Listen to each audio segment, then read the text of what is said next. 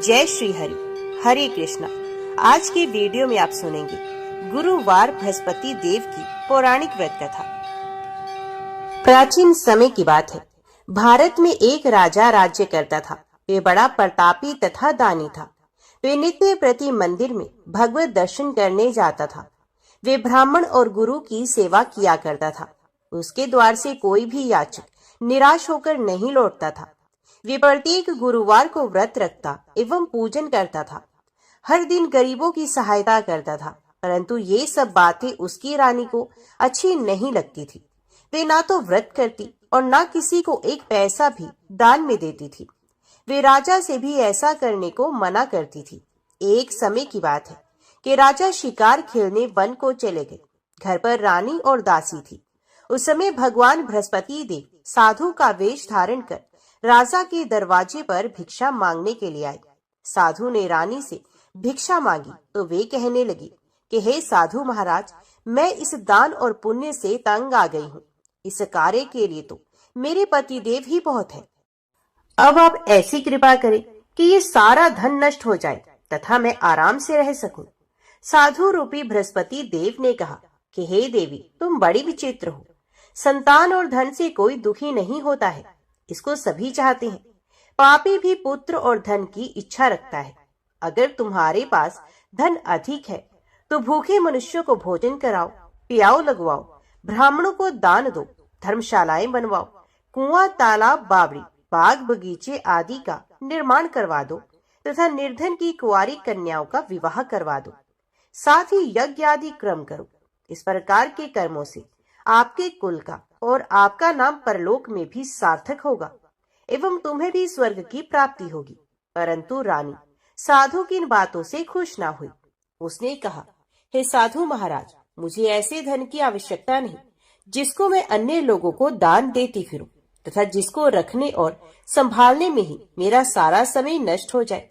साधु ने कहा, हे देवी, यदि तुम्हारी ऐसी ही इच्छा है तो जैसा मैं तुम्हें बताता हूँ तुम वैसा ही करना। बृहस्पतिवार के दिन घर आंगन को गोबर से लिपना, अपने केशों को पीली मिट्टी से धोना, केशों को धोते समय स्नान करना, राजा से कहना कि वे हजामत करवाए, भोजन में मांस मदिरा खाना, कपड़े धोबी के यहाँ धुलने देना। इस प्रकार 7 बृहस्पतिवार करने से तुम्हारा सारा धन नष्ट हो जाएगा। ये कहकर साधु महाराज रूपी बृहस्पति देव अंतर ध्यान हो गए। रानी ने साधु के कहने के अनुसार 7 बृहस्पतिवार तक वैसा ही करने का विचार किया। साधु के बताए अनुसार कार्य करते हुए केवल 3 बृहस्पतिवार ही बीते थे कि उसकी समस्त धन संपत्ति नष्ट हो गई। भोजन के लिए दोनों समय परिवार तरसने लगा तथा सांसारिक भोगों से दुखी रहने लगे।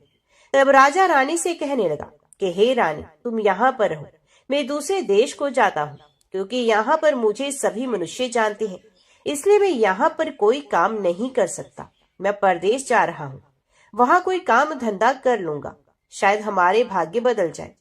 ऐसा कहकर राजा परदेश चला गया। वे वहाँ जंगल से लकड़ी काट कर लाता और शहर में बेचता। इस तरह जीवन व्यतीत करने लगा। इधर राजा के बिना रानी और दासी दुखी रहने लगी। किसी दिन एक समय भोजन मिलता और किसी दिन जल पीकर ही रह जाती। एक समय रानी और दासी को 7 दिन बिना भोजन के व्यतीत करने पड़े। तो रानी ने अपनी दासी से कहा कि हे दासी, यहाँ पास ही के नगर में मेरी बहन रहती है, वे बड़ी धनवान है, तो उसके पास जा और वहाँ से 5 से खाना मांग कर ले आ, जिससे कुछ समय के लिए गुजारा हो जाएगा। दासी रानी की बहन के पास गई। रानी की बहन उस समय पूजा कर रही थी। बृहस्पतिवार का दिन था। दासी ने रानी की बहन से कहा कि हे रानी, मुझे आपकी बहन ने भेजा है, मुझे 5 सिर भेजर दे दो। दासी ने ये बात अनेक बार कही, परंतु रानी की बहन ने कोई भी उत्तर नहीं दिया, क्योंकि वे उस समय बृहस्पतिवार की कथा सुन रही थी। जब दासी को रानी की बहन से कोई उत्तर नहीं मिला तो वे बहुत दुखी हुई। उसे क्रोध भी आया। वे लौटकर रानी से बोली, हे रानी, आपकी बहन बहुत ही घमंडी है, ये छोटे लोगों से बात भी नहीं करती। मैंने उससे कहा तो उसने कोई उत्तर नहीं दिया। मैं वापस चली आई। रानी बोली, हे दासी, उसका कोई दोष नहीं। जब बुरे दिन आते हैं तब कोई सहारा नहीं होता। अच्छे बुरे का पता विपत्ति में ही लगता है। जो ईश्वर की इच्छा होगी वही होगा। ये सब हमारे भाग्य का दोष है। उधर रानी की बहन ने सोचा कि मेरी बहन की दासी आई थी, परंतु मैं उससे नहीं बोली, इससे वे बहुत दुखी हुई होगी। अतः कथा सुन और भगवान विष्णु का पूजन समाप्त कर वे अपनी बहन के घर आई और कहने लगी कि हे बहन, मैं बृहस्पतिवार का व्रत कर रही थी। तुम्हारी दासी हमारे घर पर आई थी, परंतु जब तक कथा होती है तब तक हम लोग न उठते हैं न बोलते हैं, इसलिए मैं नहीं बोली। कहो दासी क्यों गई थी? रानी बोली, बहन, हमारे घर में अनाज नहीं था, वैसे तुमसे कोई बात छिपी नहीं, इस कारण मैंने दासी को तुम्हारे पास 5 सेर भेजर लेने के लिए भेजा था। रानी की बहन बोली, बहन देखो, बृहस्पति भगवान सबकी मनोकामना पूर्ण करते हैं। देखो शायद तुम्हारे घर में ही अनाज रखा हो। ये सुनकर दासी घर के अंदर गई तो वहां उसे एक घड़ा भेजर का भरा हुआ मिल गया। उसे बड़ी हैरानी हुई क्योंकि उसने एक एक बर्तन देख लिया था। उसने बाहर आकर रानी को बताया। दासी अपनी रानी से कहने लगी, हे रानी देखो, वैसे हमको जब अन्न नहीं मिलता तो हम रोज ही व्रत करते हैं। अगर इनसे इस व्रत की विधि और कथा पूछ ली जाए तो उसे हम भी कर लिया करेंगे। दासी के कहने पर रानी ने अपनी बहन से बृहस्पतिवार व्रत के बारे में पूछा। उसकी बहन ने बताया, हे रानी, बृहस्पतिवार को सूर्य उदय से पूर्व उठकर स्नान करके बृहस्पतिवार का व्रत करना चाहिए, लेकिन उस दिन सर नहीं धोना चाहिए। बृहस्पतिवार के दिन में चने की दाल और मुनक्का से विष्णु भगवान को केले के वृक्ष की जड़ से पूजन करें तथा दीपक जलाए। उस दिन एक ही समय भोजन करें। भोजन पीले खाद्य पदार्थ का करें तथा कथा सुने। इस प्रकार करने से गुरु भगवान प्रसन्न होते हैं, अन्न पुत्र धन देते हैं। इस तरह व्रत और पूजन की विधि बताकर रानी की बहन अपने घर लौट गई। रानी और दासी दोनों ने निश्चय किया कि वे बृहस्पति देव भगवान का पूजन जरूर करेंगी। 7 दिन के बाद जब बृहस्पतिवार आया तो उन्होंने व्रत को रखा। घुड़साल में जाकर चना और गुड़ बीन लाई तथा उसकी डाल से केले की जड़ में विष्णु भगवान का पूजन किया। अब भोजन कहाँ से आए? दोनों बड़ी दुखी हुई, परंतु उन्होंने व्रत किया था, इस कारण देव बृहस्पति भगवान प्रसन्न हो गए। वे एक साधारण व्यक्ति के रूप में 2 थालों में सुंदर पीला भोजन लेकर आए और दासी को देकर बोले, हे दासी, ये भोजन तुम्हारे और रानी के लिए है, तुम दोनों करना। दासी भोजन पाकर बड़ी प्रसन्न हुई और रानी से बोली, रानी जी भोजन कर लो। रानी को भोजन आने के बारे में कुछ पता नहीं था, इसलिए वे दासी से बोली, जा तू ही भोजन कर, क्योंकि तू हमारी व्यर्थ में हंसी उड़ाती है। दासी बोली, एक व्यक्ति अभी भोजन दे गया है। रानी कहने लगी, वे भोजन तेरे लिए ही दे गया है, तू ही भोजन कर। दासी ने कहा, वे व्यक्ति हम दोनों के लिए 2 थालों में भोजन दे गया है, इसलिए मैं और आप दोनों ही साथ साथ भोजन करेंगे। फिर दोनों ने गुरु भगवान को नमस्कार कर भोजन प्रारंभ किया। उसके बाद से वे प्रत्येक बृहस्पतिवार को गुरु भगवान का व्रत और पूजन करने लगी।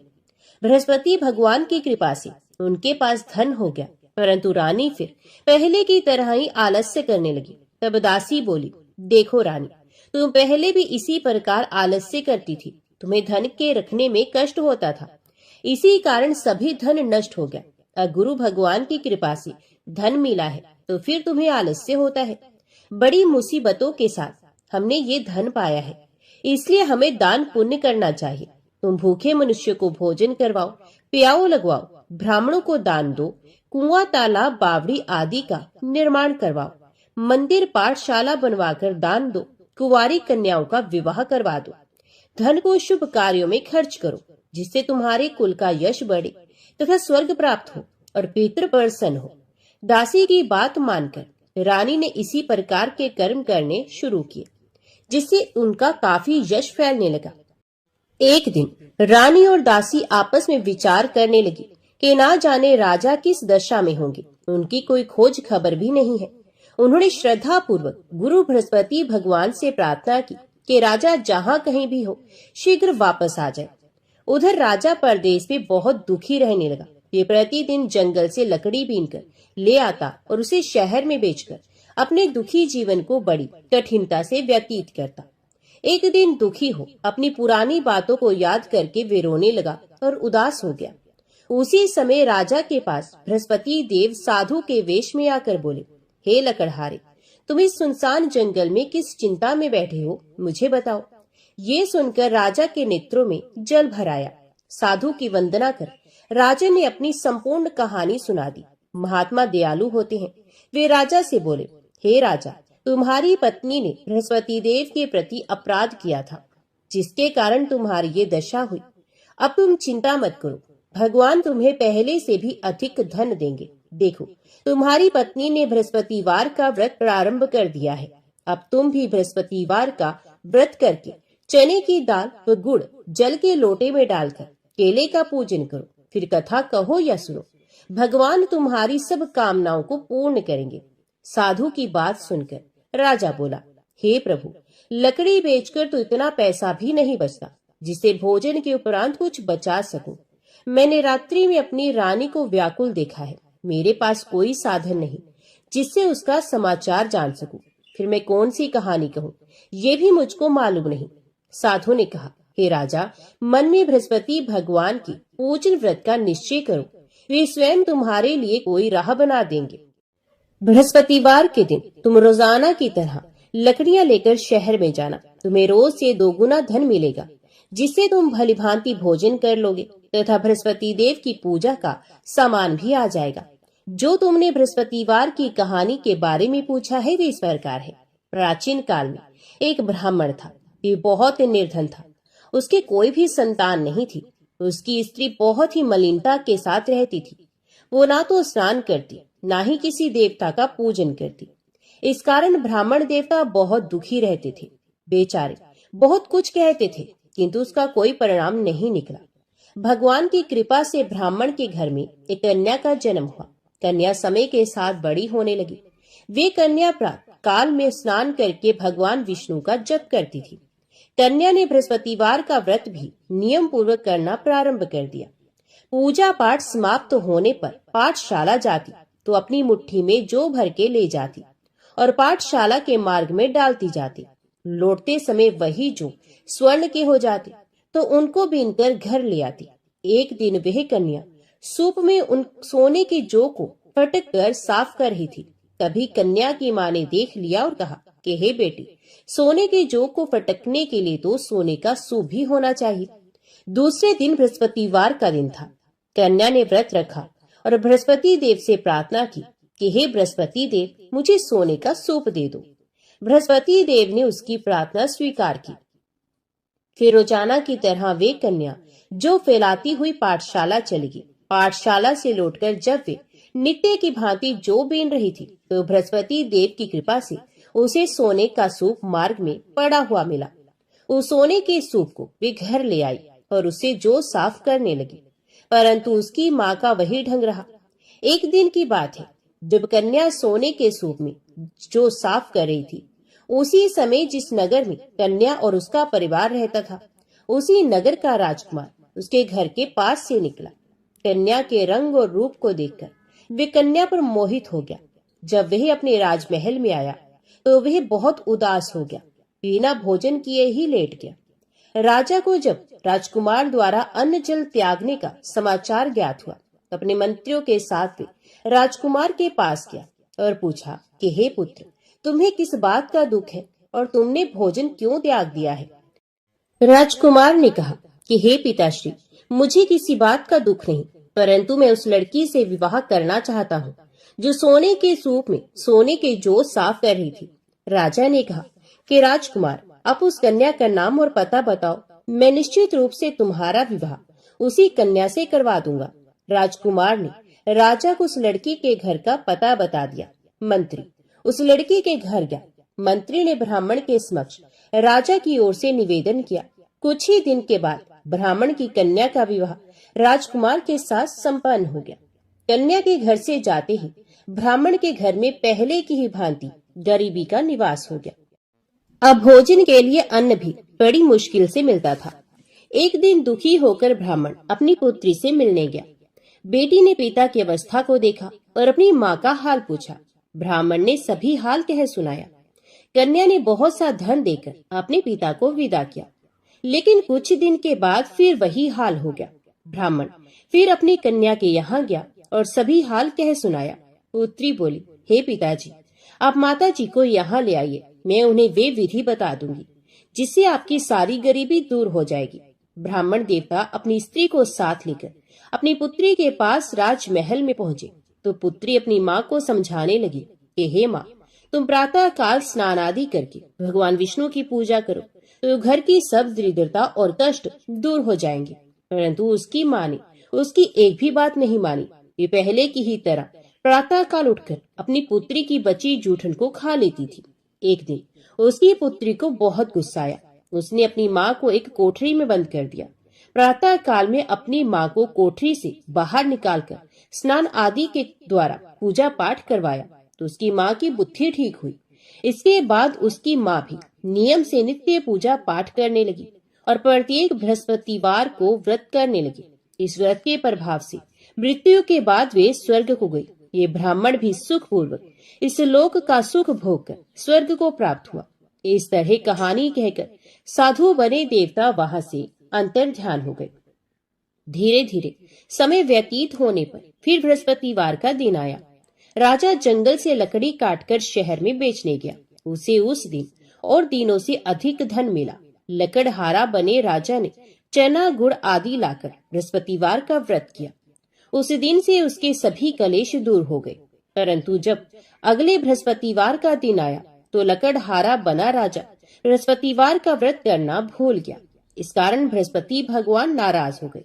उस दिन उस नगर के राजा ने विशाल यज्ञ का आयोजन किया था तथा अपने समस्त राज्य में घोषणा करवा दी कि सभी राजमहल में भोजन करने आए, कोई अपने घर में खाने के लिए चूल्हा ना जलाए।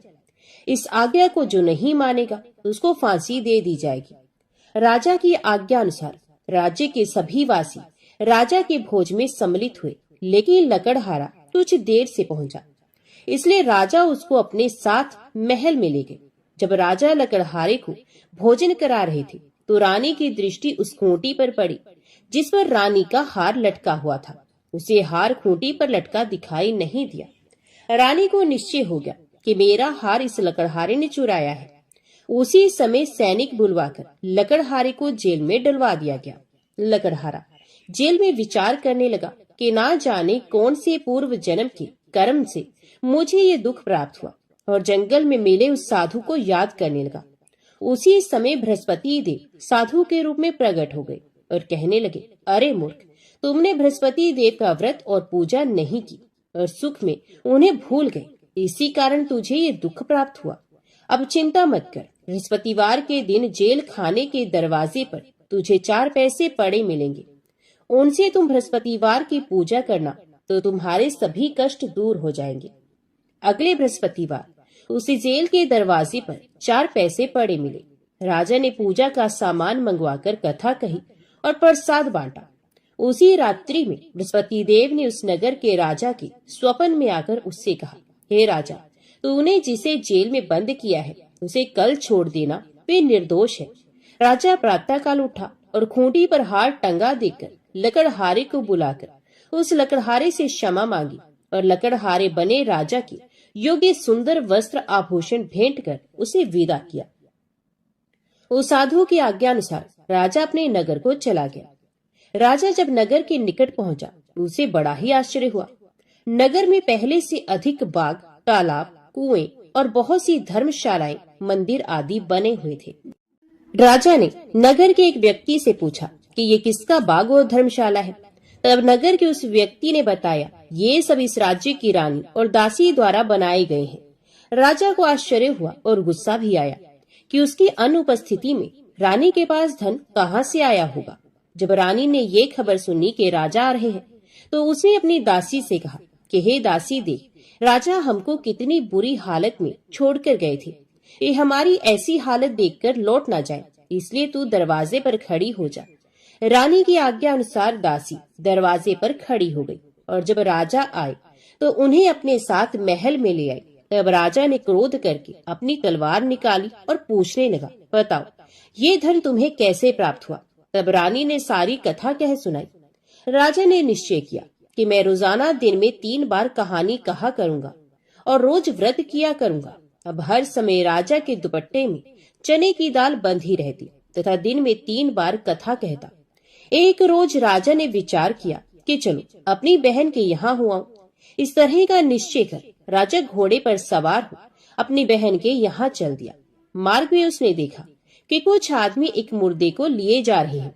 उन्हें रोककर राजा कहने लगा, अरे भैया, मेरी बृहस्पतिवार की कथा सुन लो। वे लोग बोले, लो, हमारा तो आदमी मर गया है, इसको अपनी कथा की पड़ी है। परंतु कुछ आदमी बोले, अच्छा कहो, हम तुम्हारी कथा भी सुनेंगे। राजा ने दाल निकाली और कथा कहना शुरू किया। जब कथा आधी हुई तो मुर्दा हिलने लगा और जब कथा समाप्त हुई तो राम राम करके वे मुर्दा खड़ा हो गया। राजा आगे बढ़ा। उसे चलते चलते शाम हो गई। आगे मार्ग में उसे एक किसान खेत में हल चलाता मिला। राजा ने उससे कथा सुनने का आग्रह किया, लेकिन वे नहीं माना। राजा आगे चल पड़ा। राजा के हटते ही बैल पछाड़ खाकर गिर गए तथा किसान के पेट में बहुत जोर से दर्द होने लगा। उसी समय किसान की माँ रोटी लेकर आई। उसने जब देखा तो अपने पुत्र से सब हाल पूछा। बेटे ने सभी हाल बता दिया। बुढ़िया दौड़ी दौड़ी उस घुड़सवार के पास पहुंची और उससे बोली, मैं तेरी कथा सुनूंगी, तू अपनी कथा मेरे खेत पर ही चलकर कहना।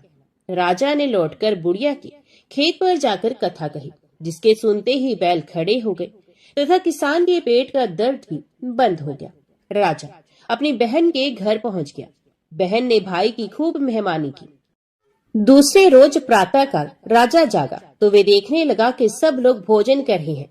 राजा ने अपनी बहन से जब पूछा, ऐसा कोई मनुष्य है जिसने भोजन ना किया हो, जो मेरी बृहस्पतिवार की कथा सुन ले? बहन बोली, हे भैया, ये देश ऐसा ही है। यहाँ लोग पहले भोजन करते हैं, बाद में कोई अन्य काम करते हैं। फिर एक कुम्हार के घर में गई, जिसका लड़का बीमार था। उसे मालूम हुआ कि उसके यहाँ 3 दिन से किसी ने भोजन नहीं किया है। रानी ने अपने भाई की कथा सुनने के लिए कुम्हार से कहा। वे तैयार हो गया।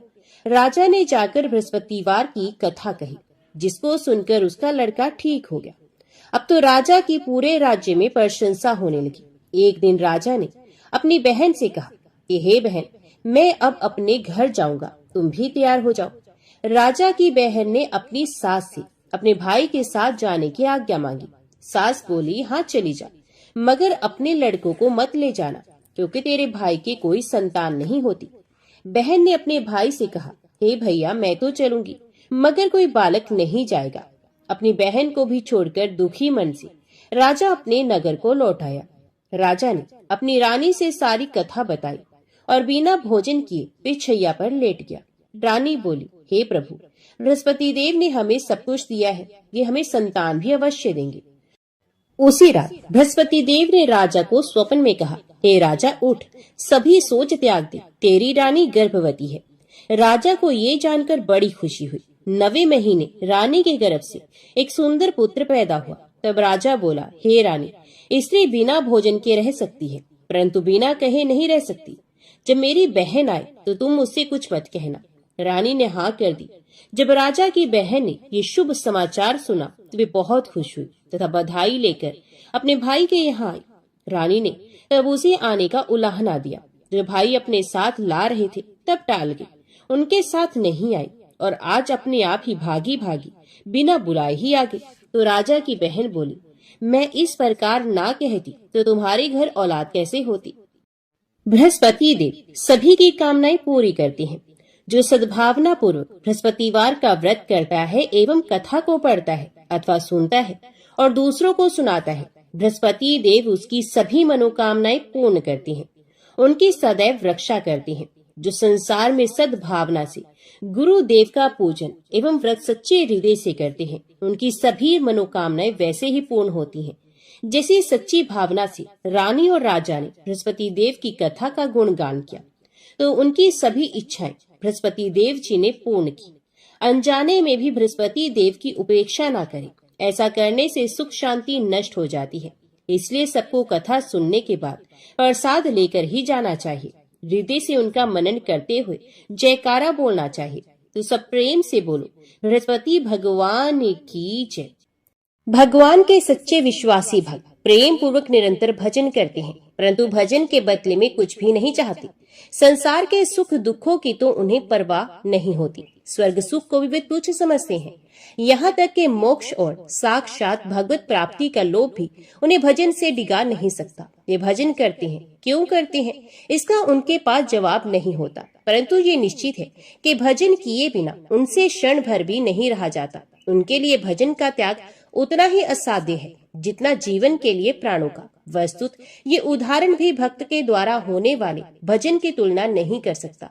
ये तो समझने के लिए एक संकेत मात्र है। जो लोग सांसारिक भोग सुखों की प्राप्ति में भजन का सुफल होना समझते हैं और इसी में भगवत कृपा मानते हैं तथा सांसारिक विपत्तियों और कष्टों में भगवान को भूल जाते हैं, कोसते हैं, उनकी अकृपा मानते हैं और कहीं कहीं तो भगवान की दया तथा उनके अस्तित्व पर संदेह करने लगते हैं, वे वस्तुत बड़े ही दयनीय हैं।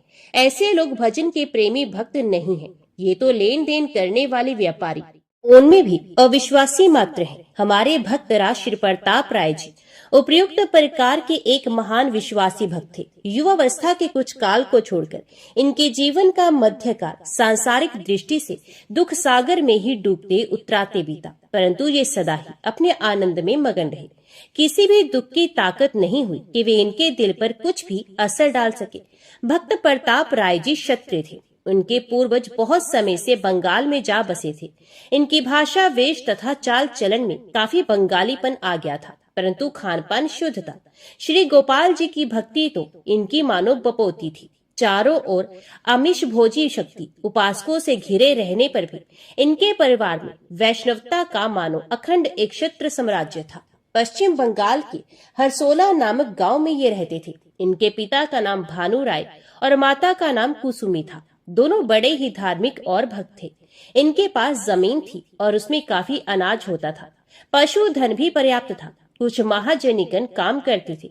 उचित ब्याज पर आसपास के गांव वालों को रुपए दिया करते थे। अपनी स्थिति में ये मस्त थे। घर की आवश्यकता के अनुसार इनको किसी बात की कमी नहीं थी। प्रताप राय इस भगवान दंपत्ति के एकमात्र लाडले पुत्र थे। माता पिता ही संतान के सबसे पहले गुरु होते हैं। बच्चों का दुलार तो अवश्य ही करना चाहिए, परंतु ऐसा नहीं करना चाहिए जिससे उनमें बुरी आदत पड़े और आगे चलकर उसका बुरा फल उन्हें भोगना पड़े। प्रताप राय के माता पिता इस विषय में बड़े सावधान थे। 2 बहनों के बीच में प्रताप एक ही लड़के थे। माता पिता के हृदय के परम धन थे, परंतु उन्होंने उनमें एक भी बुरी आदत नहीं पड़ने दी। माता पिता के शिक्षा के प्रभाव से वे सवेरे उठते, भगवान का स्मरण करते, माता पिता के चरणों में प्रणाम करते, नहा धोकर तुलसी का पौधा सींचते, घर में ठाकुर जी के दर्शन करते, कुछ जप करते, तब सवेरे का व्यालू करते, सबसे मीठा और विनय के साथ बोलते, हठ नहीं करते, माता पिता के सामने कभी नहीं बोलते। प्रताप जैसे देखने में सुंदर थे, वैसे ही बल्कि उससे कहीं अधिक हृदय से और बर्ताव में सुंदर थे। उनसे जो एक बार बात कर लेता वही मुग्ध हो जाता। माता पिता ने प्रताप में कष्ट सहने की भी आदत डाली थी। धूप वर्षा सहना, जाड़े में बिना कपड़े के रह जाना, हाथ से सब काम कर लेना, बहनों से ईर्ष्या ना करना, कपड़े गहने के लिए कभी ना ललचाना, बहुत सादे और मोटे कपड़े पहनने में आनंद मानना, जीभ के स्वाद और शरीर की सजावट से घृणा करना, शौकीनी बिल्कुल ना जानना और किसी भी काम के करने में ना लजाना उनके खास गुण थे। वे कोई भी चीज अकेले नहीं खाते, पहले अपने बहनों को देते तब खाते। बहनें भी उनसे बहुत प्यार करती। इस प्रकार प्रताप राय का लड़कपन माता पिता की देख रेख में बहुत ही आनंद से बीता। प्रताप राय की बड़ी बहन का नाम लक्ष्मी था और छोटी का नाम माधवी। लक्ष्मी का विवाह तो पहले ही कर दिया गया था। प्रताप राय का विवाह 13 साल की उम्र में और माधवी का 11 साल की उम्र में कर दिया गया था। दोनों को विवाह 5-7 दिनों के अंतर से एक ही साथ हुए। प्रताप राय के विवाह के बाद 10 साल तक भानु राय जीवित रहे। इसी बीच में घर का सब काम प्रताप राय करने लगे। प्रताप राय के एक पुत्र भी हो गया। प्रताप राय जब 23 वर्ष के हुए तब पिता भानु राय का देहांत हो गया। पिता की मृत्यु से यद्यपि प्रताप राय के सर का छत्र ही टूट गया, परंतु उनकी विलक्षण विषय विरक्ति तथा भक्ति निष्ठा ने उनको दुखी होने नहीं दिया। उन्होंने सोचा, संसार में स्थिर क्या है, जो जन्मा उसकी मृत्यु अवश्यंभावी है। संसार के सभी संयोग वियोग को साथ लिए ही आते हैं। आत्मा अमर है, कभी मरता नहीं, और अनित्य तथा क्षणभंगुर शरीर स्थायी रहता नहीं। फिर चिंता किस बात की। पिताजी भगवान के भक्त थे। भगवान का नाम जप करते करते पिताजी ने इतनी आसानी से शरीर छोड़ दिया मानो अंग से सूखे फूलों की माला उतार दी हो। उन्हें कोई कष्ट हुआ ही नहीं। मरने में कष्ट तो उनको होता है जिनका मन भोगों में फंसा होता है, जो भगवान के दयापूर्ण विधान में विश्वास नहीं करते तथा जो देह को ही आत्मा मानते हैं। पिताजी तो भगवान के अत्यंत विश्वासी भक्त थे तथा आत्मनिष्ठ थे। उन्हें मरण क्लेश क्यों होने लगा? वे भगवान के धाम में पधारे हैं, इसमें उन्हें बड़ा आनंद प्राप्त हुआ होगा। उनके इस आनंद से सर्वार्थवश द्वेष करके मैं क्यों अपनी नीचता प्रकट करूं? इस प्रकार के विचारों से प्रताप राय ने पितृ वियोग की महान दुख को सहज ही सह लिया। अब घर परिवार का सारा भार प्रताप राय पर आ पड़ा। वे घर का सब काम करते थे, परंतु जैसे भोगासक्त विषयी मनुष्य का चित्त निरंतर निष्कपट भाव में विश्व में लगा रहता है, वैसा ही उनका चित्त सदा सर्वदा श्री भगवान के स्वरूप चिंतन में लगा रहता था। वे चंपा के बगीचे में चंचरीक की तरह निर्लिप्त भाव से सब काम करते थे। कुछ समय बाद माता कुसुमी का भी ध्यान हो गया। दिन रात माता की सेवा में लगे रहने वाले प्रताप राय ने मंगल में भगवान का विधान मानकर मातृ वियोग के कष्ट को भी सहर्ष सहन कर लिया। अब उनके जीवन में नित्य नए नए संकट आने लगे, मानो भगवान उनकी विशुद्ध भक्ति की बड़ी कड़ी परीक्षा ले रहे हो। परंतु जैसे सोना तपाए जाने पर और भी खरा हो जाता है, वैसे ही कष्टों से तप तप कर उनका भक्ति रूपी स्वर्ण अधिकाधिक निर्मल, उज्जवल और महान उच्च श्रेणी का होने लगा। कुछ वर्षों बाद प्रताप राय के एकमात्र पुत्र दीन बंधु राय का भी 12 वर्ष की उम्र में देहांत हो गया। पुत्र की मृत्यु के समय प्रताप राय और उनकी पतिव्रता पत्नी मालती ने जिस धैर्य, भगवत निष्ठा तथा कर्तव्य परायणा का परिचय दिया, ये सर्वथा स्तुत्य है। दीन बंधु को सन्निपातिक ज्वर हो गया था। माता पिता ने यथासाध्य उसकी चिकित्सा कराई और भली भांति सेवा की। दोनों जने पुत्र की चारपाई के पास बैठे उसे दिन रात भगवान नाम और भगवान की लीला कथा सुनाती तथा उसके मन में संसार की असारता एवं भगवान की ही एकमात्र नित्य सत्ता का अनुभव कराने की चेष्टा करते। दिन रात की हरि चर्चा से मरणासन बालक दीन बंधु का चित्त जगत से हट गया और वे एकमात्र श्री भगवान में लग गया। इसी अवस्था में उसकी मृत्यु हो गई। यही तो वास्तविक आत्मीयता और सच्ची सेवा है। इकलौता लड़का था, परंतु भगवत विश्वासी प्रताप राय तथा मालती ने परस्पर विचार करके यही निश्चित किया, ये सब श्री भगवान की लीला है। भगवान ने इसे दिया था, इसके द्वारा अपनी सेवा कराने के लिए जब तक उनकी इच्छा रही, इसके द्वारा सेवा करने का सौभाग्य उन्होंने हम लोगों को दिया। अब वे हमें दूसरी सेवा में नियुक्त करना चाहते हैं। इसमें चिंता की कौन सी बात है? संसार तो उनकी लीला स्थली है, फिर मृत्यु है भी क्या वस्तु? ये तो जीवन नाटक का एक पर्दा है, जिसके हुए बिना नाटक की शोभा होती ही नहीं। आत्मा मरता नहीं, शरीर रहता नहीं, मिलना बिछुड़ना, संबंध होना, टूटना, ये सब इस खेल के अंग है। फिर रोना किस बात का? इस प्रकार निश्चय करके वे दोनों प्रसन्नता के साथ भगवान के भजन में लग गए। लोग उनकी स्थिति को देखकर चकित रह जाते। कुछ समय के बाद उनकी छोटी बहन माधवी के पति वल्लभ राय रोगशैया पर पड़ गए। बड़ी बहन लक्ष्मी को ये विश्वास था कि तेरे भाई प्रताप राय बड़े ही भक्त हैं, वे यदि भगवान से प्रार्थना कर देंगे तो वल्लभ की मृत्यु नहीं होगी। लक्ष्मी ने भाई को इसके लिए अनुरोध किया। प्रताप राय निष्काम भक्त थे। वे जानते थे कि भगवान की भक्ति करके बदले में कुछ चाहना भक्ति को बेचना है। जो लोग भक्ति के बदले में धन, पुत्र, मान, यश, जीवन आदि चाहते हैं, वे वस्तुतः भगवान की तथा उनकी भक्ति की महत्ता जानते ही नहीं। वे साध्य तो असल में मानते हैं उन पुत्र, धन आदि नश्वर वस्तुओं को और भगवान को बनाते हैं उनकी प्राप्ति का साधन। ऐसी भक्ति वास्तव में भगवान की भक्ति नहीं है, ये तो उन विषयों की भक्ति है, क्योंकि उनका दर्जा भगवान से भी ऊंचा मान रखा है। वे ये भी जानते थे कि शरीर नश्वर है और यहाँ के सभी संबंध आरोपित है। इन आरोपित संबंध वाले अपने तथा अपने आत्मियों के शरीरों के लिए भगवान से प्रार्थना करना मूर्खता मात्र है। परंतु वे बहन के अनुरोध को टाल नहीं सके। उन्होंने कहा, अच्छी बात है, मैं कल भगवान से प्रार्थना करूंगा। प्रताप राय की इस बात से लक्ष्मी को बहुत आश्वासन मिला।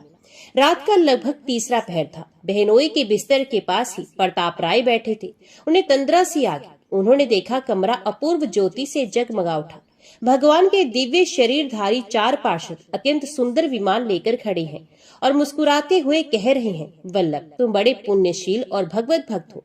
पूर्व जन्म में ही तुम भगवान के दिव्य धाम में पहुंच गए होते, परंतु माधवी के साथ तुम वचनबद्ध थे। इसी से तुम्हें एक जन्म और लेना पड़ा। माधवी भी परम साध्वी है। तुम्हारे देह त्याग के बाद वे भी सती होकर तुम्हारे ही साथ भगवान के परम धाम में पहुंच जाएगी। परंतु मालूम होता है प्रताप राय इस विधान को पलटना चाहते हैं। ये तुम्हारे जीवन के लिए भगवान से प्रार्थना करने वाले हैं। यदि उन्होंने भगवान से तुम्हारा जीवन मांगा तो भगवान उनकी प्रार्थना सुन लेंगे और तुम्हारा दिव्य धाम गमन रुक जाएगा। हम लोग तुम्हें लेने आए हैं, परंतु प्रताप राय की चित्तवृत्ति देखकर रुके खड़े हैं। बोलो बोलो, तुम क्या कहते हो? वल्लभ की आत्मा ने कहा, भगवान मुझे अभी ले जाओ। अनंत काल की साध आज पूरी हो रही है, इसमें क्षण भर का भी विलंब क्यों हो? प्रताप राय जी बड़े भक्त हैं। वे भला भगवान के मंगल विधान के विरुद्ध अपनी कोई इच्छा क्यों करेंगे? आप शीघ्रता कीजिए। अब मैं पल भर भी इस देह के बंधन में नहीं रहना चाहता। इतने में ही प्रताप राय की आंखें खुल गई। उन्होंने वल्लभ के चेहरे की ओर देखा। वल्लभ चेतनाहीन थे, परंतु उनके चेहरे पर तेज छिटक रहा था और होठों पर हंसी नाच रही थी। समीप बैठी माधवी को भी तंद्रा आ गई थी। वे चौंक कर उठी। उसने एक बार वल्लभ के मुख की ओर देखा और प्रताप राय से कहा, भैया मैंने एक बड़ा ही विचित्र सपना देखा है। भगवान के पार्षद पति देव को लेने आए हैं। मुझको उन्होंने वैकुंठ धाम का परम दिव्य आनंद दिखाया और कहा कि तुम भी साथ चलो, परंतु तुम्हारे भैया इसमें बाधक हो रहे हैं, उन्हें समझाओ। इतना कहकर वे फिर चेतनाहीन हो गई। थोड़ी देर के बाद पुनः जगकर कहने लगी, भैया मेरे स्वामी और मैं, हम लोग मरते नहीं हैं। हम तो दिव्य आनंद धाम की यात्रा कर रहे हैं। तुम भैया इसमें बाधा क्यों देने लगी? हमारे सुख में तो तुम्हें सुखी होना चाहिए। माधवी स्वप्न का सारा हाल सुना गई। सारा का सारा स्वप्न वही था जो प्रताप राय ने देखा था। एक बात विशेष थी, माधवी स्वप्न में वैकुंठ धाम की यात्रा करके वहां की अपूर्व सुख शोभा भी देख आई थी।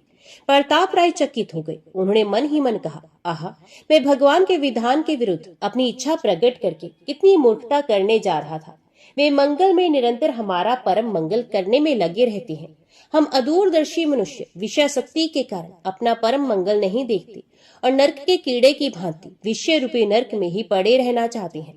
सर्वदर्शी सर्वंतर्यामी सबके सहज कल्याण कामी भगवान से किस कल्याण के लिए प्रार्थना की जाए? उनसे तो कुछ भी मांगना ही वास्तव में ठगाना है। ना मालूम वे हमारा कैसा और कितना कल्याण सोचते हैं। हम यदि कुछ भी मांगते हैं तो वहां तक तो हमारी बुद्धि की पहुंच होती नहीं। अज्ञानी रोगी के कुपथे चाहने की भांति भ्रमवश हम कोई ऐसी चीज चाह बैठते हैं जो भगवान के सोचे हुए कल्याण से बहुत ही नीची होती है। कहीं कहीं तो उससे सर्वथा विपरीत वस्तु ही मांग लेते हैं। भगवान दयालु हैं। वे भजन के बदले में ऐसी कोई वस्तु हमें देते नहीं जो हमारा अकल्याण करे, परंतु हमारा परम कल्याण रुक अवश्य जाता है। इसलिए भगवान से कुछ भी मांगना मूर्खता के सिवा और कुछ नहीं है। बस इसी समय वल्लभ ने एक बार आंखें खोली और सबके देखते ही देखते उनका ब्रह्मांड फट गया। उसी के साथ मुख से ओंकार का उच्चारण हुआ और प्राण निकल गए। माधवी पति के साथ सती हो गई। बहन बहनोई की इस प्रकार की मृत्यु देखकर प्रताप राय को बड़ी प्रसन्नता हुई। पहले कहा जा चुका है प्रताप राय के यहाँ महाजनी का काम भी होता है। उनका ये कार्य भी एक प्रकार से लोक सेवा का ही साधन था। लोक सेवा के निमित्त से भगवत सेवा तो प्रधान लक्ष्य था ही। आसपास के गांव में किसी को रुपए की जरूरत होती तो वे अपनी कोई चीज लेकर इनके पास आता। इनके पास रुपए होते तो वे जितना मांगता उतने ही देते। एक कोठरी थी, उसमें एक लोहे का संदूक था। उसमें वे अपने ही हाथों अपनी चीज रख जाता। जब रुपए वापस लेने होते तो आकर अपनी चीज ले जाता और ब्याज समेत रुपए दे जाता। प्रताप राय इस बात का ख्याल अवश्य रखते कि ब्याज के नाम पर किसी की अधिक रकम तो उनके यहाँ नहीं आ गई। अधिक होती तो वे लौटा देते। बहुत कम ब्याज लेते। लोगों को इनके इस व्यवहार से बड़ी सुविधा थी। इनको भी कोई झंझट नहीं था। सिर्फ खाते में रुपए नाम जमा करने पड़ते थे। सारा काम विश्वास और ईमानदारी पर चलता था। प्रताप राय के दादा के समय से इसी प्रकार काम होता आ रहा था। होनहार की बात थी, कुछ लोगों के मन में बेईमानी पैदा हुई। प्रताप राय से अकारण डाह रखने वालों ने भी साथ दिया। उन्होंने षड्यंत्र रचकर उनके विश्वास और सत्य प्रियता से अनुचित लाभ उठाना और उन्हें अपमानित करना चाहा। 4 षड्यंत्रकारियों ने समय समय पर अलग अलग आकर इनसे रुपए उधार लिए। रुपए के बदले में एक आदमी एक डिब्बा रख गया, 3 आदमी 3 थैलियां रख गए। डिब्बे वाले ने कहा इसमें बेशकीमती गहने हैं और थैली वाले ने कहा इसमें सोना चांदी है। प्रताप राय ने सदा की भांति कह दिया, जो कुछ हो रख दीजिए, जब रुपए देने आए तो अपना देखकर ले जाइएगा। वे लोग चले गए। कुछ समय के बाद डिब्बे वाले ने आकर रुपए देकर कहा, ये रुपए और ब्याज लीजिए, मैं अपना गहने का डिब्बा ले जाता हूँ। प्रताप राय ने रुपए लेकर जमा कर लिए और कहा, ले जाइए। उसने जाकर डिब्बा निकाला और उसने प्रताप राय के सामने लाकर खोला। खोलते ही बोला, गजब हो गया, मैंने तो तुमको भला आदमी और ईमानदार समझ रखा था, तुम तो बड़े बेईमान और नीच निकले। मेरा गहना निकालकर बदले में कंकड़ भर दिए हैं। वाह, इसलिए भगवान के भक्त बने फिरती हो और सत्य की मूर्ति बने रहती हो। पाखंडी कहीं के, लाओ मेरा गहना दो, नहीं तो वे मजा चखाऊंगा कि कई दिन याद रखोगी। प्रताप राय उसकी बात सुनकर सहम गए और बड़ी शांति से नम्रता पूर्वक बोले, भाई मैंने तो तुम्हारे डिब्बे को छुआ तक नहीं, तुम जैसे रख गए थे वैसे ही पड़ा है। उसने कहा, तब मैं तो कंकर भरकर रख गया था, तुम तो राजा हरिश्चंद्र ठहरे। अरे भले आदमी, तुम्हारी कलई खुल गई है, पाप का घड़ा आखिर तो फूटता ही है। खैर, अभी चुपके से मेरे गहने ला दो तो बच सकती हो। प्रताप राय ने गहना लिया ही नहीं था, ला कहां से देते। इधर वे जानबूझकर शरारत पर उतरा हुआ था, समझाने से कैसे मानता। जागते को कोई क्या जगाए, उसको तो बात बढ़ानी ही थी।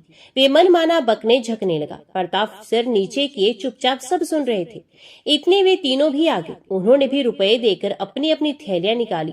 थैलियों में सोना चांदी तो था ही नहीं, उनमें भी कंकड़ पत्थर ही निकले। अब तो 1 के 4 हो गए।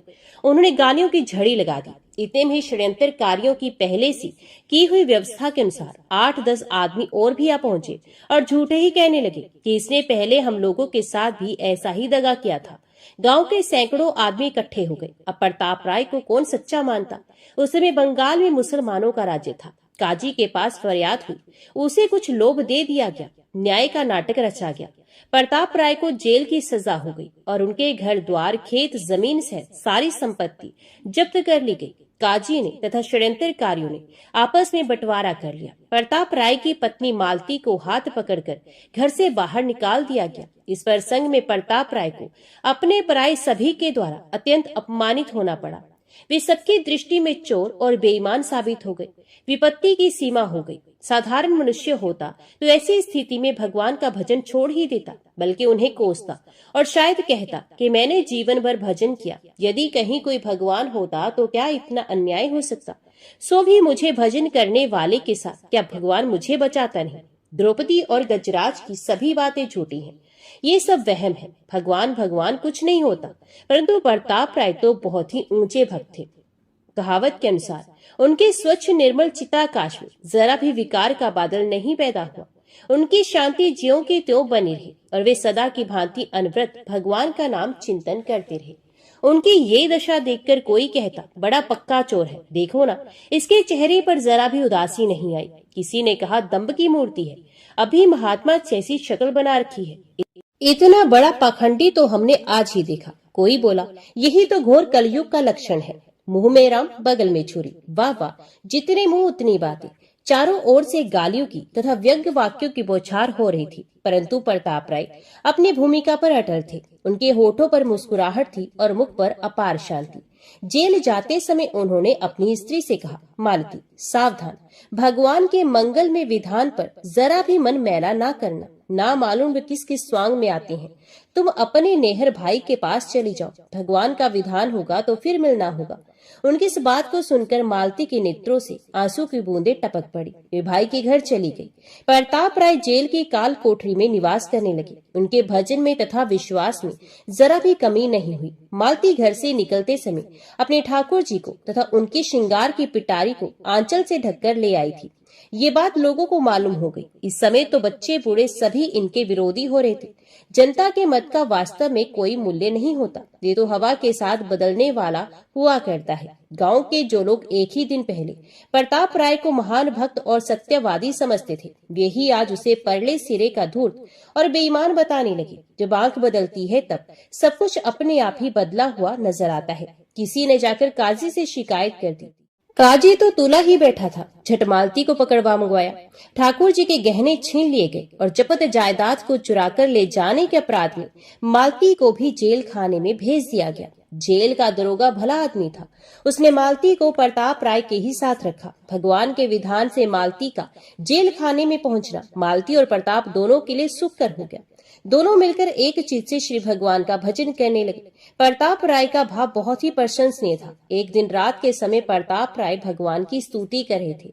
मालती भी चुपचाप चित्त के द्वारा उनके सुर में सुर मिला रही थी। प्रताप राय ने कहा, भगवान तुमने बड़ा ही अनुग्रह किया, जो सब झंझटों से छुड़ाकर हम लोगों के लिए जबरदस्ती एक एकांतवास की सुविधा कर दी। हम लोगों का तो परम धन तुम्हारा भजन ही है।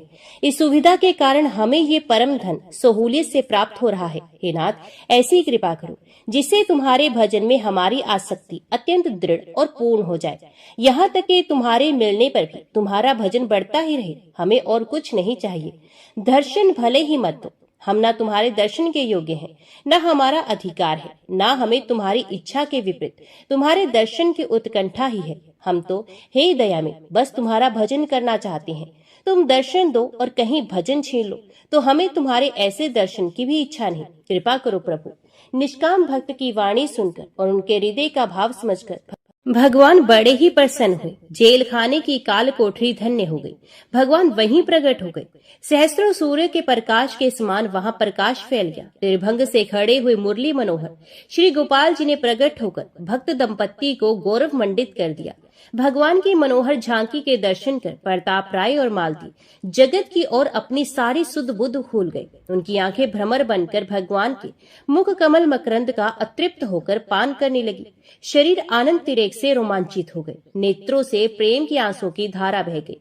वाणी रुक गई। वे दोनों भगवान के चरणों में गिर पड़े और कोमल चरणार विंदों का स्पर्श कर अत्यंत धन्य हो गए। भगवान ने कहा, वत्स प्रताप, बेटी मालती, मैं तुम लोगों की निष्ठा को देखकर बहुत ही प्रसन्न हूँ। जो लोग सांसारिक सुख और आराम के बदले में मेरा भजन बेच देते हैं वे बहुत ही भोले हैं। तुम्हारी बड़ी कठिन परीक्षा हुई, तुम पर बड़े बड़े संकट आए, परंतु तुम कभी विचलित नहीं हुए और किसी भी संकट के टल जाने के लिए भी कामना नहीं की।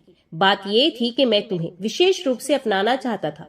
मैंने इसी से तुम्हारे पुराने कर्मों का बचा कुचा फल आत्मियों के वियोग, अपमान, कलंक और कारावास के रूप में भुगताकर तुम्हें कर्म मुक्त कर दिया है। अब तुम सब प्रकार से मेरे में प्रवेश करने योग्य बन गए हो। तुम जैसे ऐसी निष्ठा वाले भक्त मुझको बहुत ही प्यारे होते हैं। मेरे दर्शन बहुत ही दुर्लभ है। किसी साधना विशेष से ये नहीं होते।